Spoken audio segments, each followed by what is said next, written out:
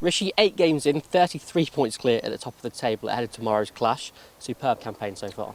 Yeah, it's been really good. The boys have played really good cricket, and I think we've played some good entertaining cricket, and the points kind of reflect that in terms of the bonus points we've got with the batting and the bowling. So we're in a really nice position, over halfway in to the comp, so hopefully we can just maintain that and carry on, and you never know where we are at the end of the year. From an individual perspective, 1 century this season, a 70 last time out. There's still more gears to come from you in the second half of the campaign? Yeah, I'm hoping so. I've found it pretty tough. Obviously not scored the amount of runs I'd like to. I've been trying to work my way through it for the whole season, and it's feeling like it's slowly getting there, which is the exciting part of it. But hopefully we can kick on in this second part. There's still 3 competitions to play for, and I'm not at my best yet, so hopefully I can get there and in the crunch time of those competitions. And I mentioned your 100, but last time out we also saw a first in red ball cricket for your mate, your opening partner Sol. How happy were you for you to see him get that feeling? Yeah, it was amazing. As soon as he kind of hit that ball, it sounded really good, and you could see his reaction from it. I'm just happy he got over the line, and I think he's shown himself more than anyone else. We all know he could do it. It's showing yourself that you can get across the line and get that 100 and get the first one. The first one's always the hardest, and then hopefully now he kicks on, and he has that confidence in himself that he can really go out and score loads of runs for us. And something we also saw last week was you with the ball in hand.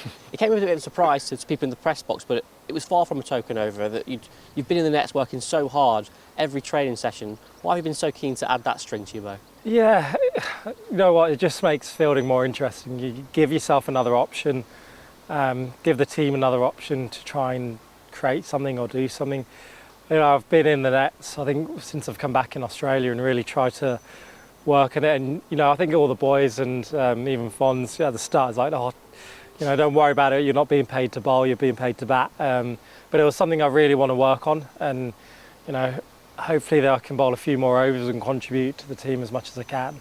You did contribute out there, you got a wicket, you made him first class wicket. You're claiming all-rounder status now?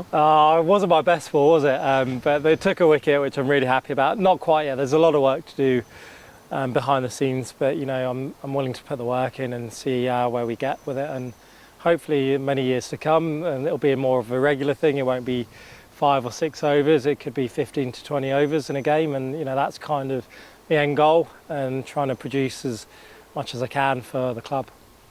The Kookaburra ball also got people talking last week. From a batter's perspective, what have you made of the opportunity to test yourself against it and the differences it presents? Yeah, it's pretty nice as a batter. No, it is nice as a batter. You still have to do a lot of hard work with that new ball. It still nips around, still swings, but I feel like once you get past that stage, it's a lot nicer to bat. It does go soft a little bit quicker than probably as batters we'd like, but it doesn't seam as much and doesn't move as much. With the Dukes, there's that period kind of after 15 to 20 overs where the lacquer comes off and it starts swinging and nipping a little bit more.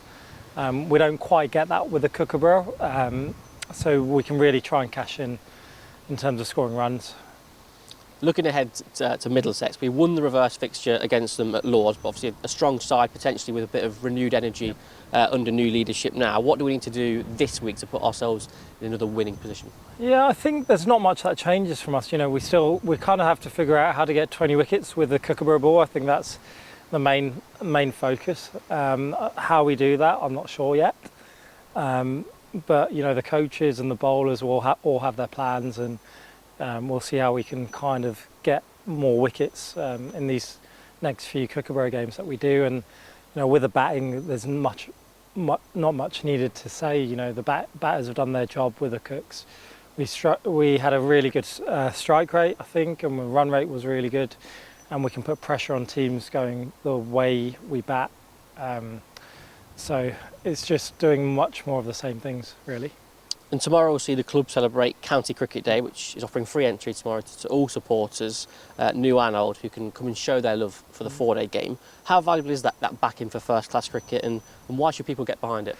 Yeah, it's always great. I think the more people we get down to county cricket is amazing. As a kid growing up, I wanted to play Test cricket, and 4-day cricket is where we learn how to play that sort of long format of the game, and hopefully that doesn't go away anytime soon. So the more people we can get here, the more it's more sustainable for the club and for everyone. You know, and hopefully the weather's good, and it'll be a nice sort of Sunday to come out. Saturday? Sunday. Sunday, yeah, nice Sunday. Oh, sorry, I don't know my days. They're all blurring into one. Yeah, nice Sunday with good weather. It'd be a nice occasion for everyone to get down, you know, have a few drinks and have a nice little picnic, whatever they want to do. So, you know, there's not much needed to say. We want as much support as we can in all formats, and county cricket is especially one of those that we need a lot of support in.